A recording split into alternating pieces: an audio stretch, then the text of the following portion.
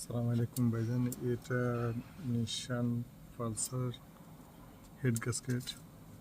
তো আমি আগে বলছিলাম আগের ইয়াতে মলিকট দেওয়া হয়েছিল, এরপরে এখন হেড গ্যাসকেট বসাতেছি। হেড গ্যাসকেটটার উপরে হালকা মলিকট দিয়ে দিব।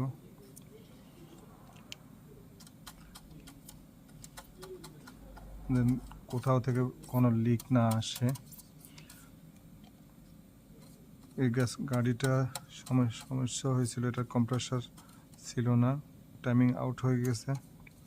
টাইমিং আউট হওয়ার পরে তার বাল্বগুলো ব্যান্ড হয়ে গেছিল। সো আমরা সব কিছু করছি, হেড রিবিল্ড করা হয়েছে। এখন আমি নতুন করে হেড ফিটিং করব।